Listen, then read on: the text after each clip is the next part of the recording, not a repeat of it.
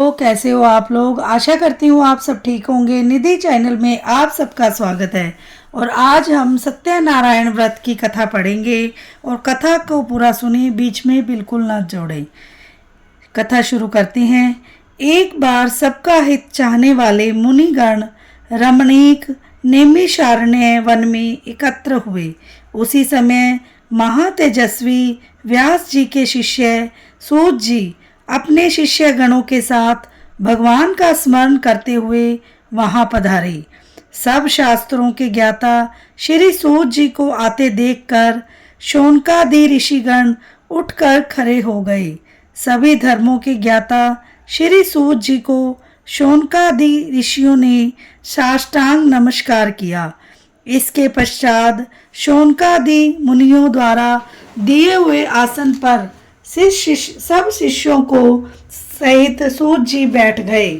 इसके बाद शौनकादि मुनियों ने सूत जी से विनय पूर्वक हाथ जोड़कर पूछा कि इस कलयुग में मनुष्यों में हरि भक्ति किस प्रकार होगी, क्योंकि कलयुग के प्रभाव से मनुष्य वेद विद्या से विहीन होकर पाप कर्म में संलग्न होंगे।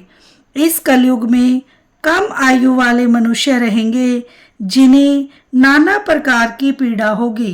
पुण्य बड़े परिश्रम से प्राप्त होगा, जिससे कोई पुण्य नहीं करेगा पुण्य नष्ट होने से पाप में प्रवृत्ति होगी। इससे तुच्छ विचार वाले मनुष्य अपने वंश सहित नष्ट हो जाएंगे। थोड़े समय में पुण्य प्राप्त हो ऐसा कोई उपाय बताइए। शास्त्रों में मान्यता है कि मनुष्य जो पाप या पुण्य करता है वह उसका भागीदार होता है। पुण्य का उपदेश सहृदय, कपट रहित, निष्पाप, ये 4 प्रकार के मनुष्य भगवान के समान हैं। संसार में ज्ञानी मनुष्य दूसरों को ज्ञान नहीं देता तो ज्ञान रूपी परमेश्वर उससे प्रसन्न नहीं रहते। जो मनुष्य रतन रूपी ज्ञान से दूसरों को संतुष्ट करते हैं उन मनुष्यों को भगवान ही समझना चाहिए। हे महामुनि, ऐसा कौन सा तप व्रत है जिसके करने से मनोवांछित फल प्राप्त होता है, उसे हमें सुनाइए। हे मुनि श्रेष्ठ, आप वेद शास्त्र के ज्ञाता हैं। आपसे श्रेष्ठ दूसरा वक्ता और कोई नहीं है। आप वेद व्यास जी के शिष्य हैं। सूत जी बोले, हे मुनि श्रेष्ठ, तुम धन्य हो, क्योंकि तुम सदैव लोकहित की बात सोचते रहते हो। तुम वैष्णव में अग्रणी हो। हे शौनक जी, मैं तुम्हें वह उत्तम व्रत बताता हूँ जिसको लक्ष्मीपति विष्णु जी ने नारद जी को बताया था। सावधानी से सुनो। एक बार नारद ऋषि प्राणियों की खैर खबर लेने मृत्युलोक में आए। उन्होंने वहां देखा कि सब प्राणी अनेकों पीड़ाओं से अनेकों योनियों में अपने कर्मों के अनुसार दुख भोग रहे हैं। उनके दुखों को देखकर दुखी नारद ऋषि उनके उद्धार हेतु विष्णु लोक में गए।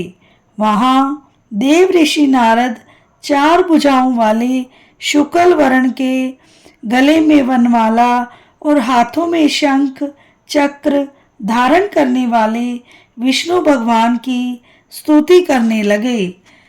नारद जी बोले, वाणी और मन से अप्रत्यक्ष रूप वाले और अनंत शक्ति वाले आपको नमस्कार है। आपका न आदि है, न मध्य और न है अंत। आप अनंत शक्तिशाली, निर्गुण और सगुण दोनों हैं। आप सब प्राणियों के जन्मदाता हैं और भक्तों के दुखों को दूर करने वाले हैं। आपको नमस्कार है। नारद जी के द्वारा अपनी स्तुति सुनकर भगवान विष्णु बोले, तुम किस प्रयोजन से यहाँ आए हो? तुम्हारे मन में क्या है? हमें बताओ, हम उसे हल करेंगे। नारद जी बोले, मृत्यु लोक में समस्त प्राणी अनेक योनियों में जन्म लेकर अपने पाप कर्मों को भोग रहे हैं। हे भगवान, कोई ऐसा उपाय बताइए जिससे उनके कष्ट दूर हों। श्री भगवान हरि बोले, समस्त लोकों के प्राणियों के बारे में तुमने बहुत अच्छा प्रश्न पूछा है। मैं तुम्हें ऐसा उपाय बताता हूँ जिसके करने से प्राणी मोह माया के बंधन से छूट सकते हैं। जो व्रत स्वर्ग और मृत्यु लोक में दुर्लभ है, उसे मैं तुम्हें बताने जा रहा हूँ। वह सत्यनारायण व्रत है, जिसको विधि विधान पूर्वक करने से इस लोक में सुख मिलता है और मोक्ष की प्राप्ति होती है।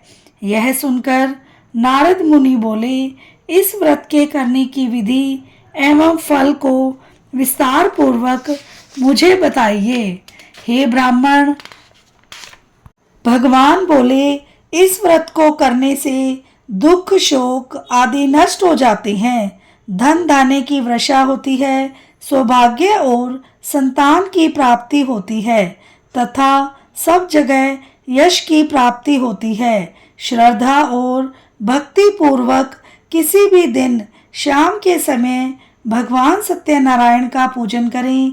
भाई बंधुओं ब्राह्मणों के साथ धर्म पूर्वक भगवान सत्यनारायण को नैवेद्य सहित भोग लगाना चाहिए। केले का फल, शुद्ध घी और गेहूं के आटे को भूनकर उसमें शक्कर या गुड़ मिलाकर नैवेद्य तैयार करना चाहिए।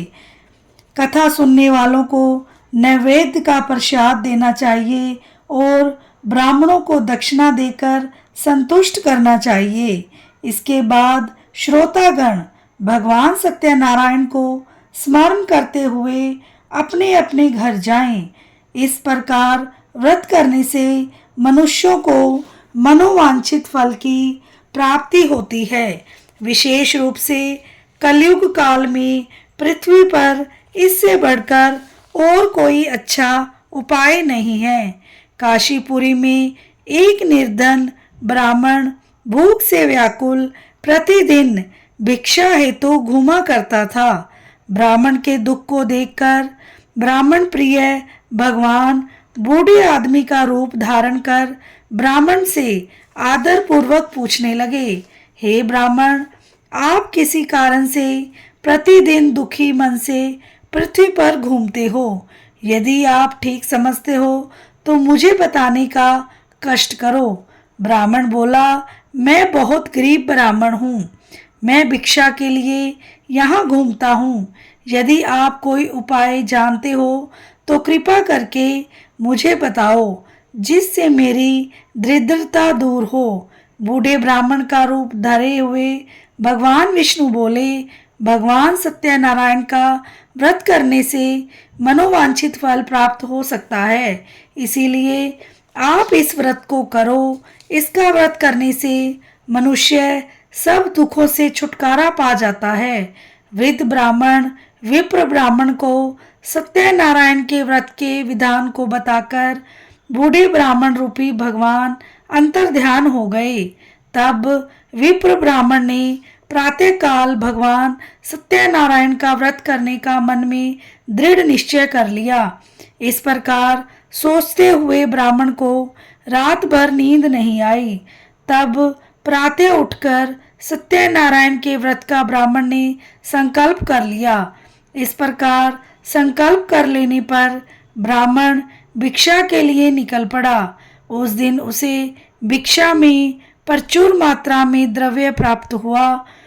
तब उसने अपने बंधु बांधवों के साथ सत्यनारायण भगवान का व्रत किया, जिसके प्रभाव से वह एक गरीब से धनवान बन गया। इस व्रत के प्रभाव से वह ब्राह्मण और ब्राह्मणों में श्रेष्ठ हो गया तथा वह प्रत्येक महीने सत्यनारायण का व्रत करने लगा। और श्री हरि भगवान बोले, सतानंद ब्राह्मण के कुटुंब सहित पूजा करने की बात सुनकर और मनुष्य भी व्रत करने लगे। सब पापों से मुक्ति दिलाने वाला तथा मोक्ष प्रदान करने वाला यह व्रत जो मनुष्य करता है, सब पापों से छूटकर दुर्लभ मोक्ष को प्राप्त होता है। सब दुखों से मनुष्य को छुटकारा मिल जाता है।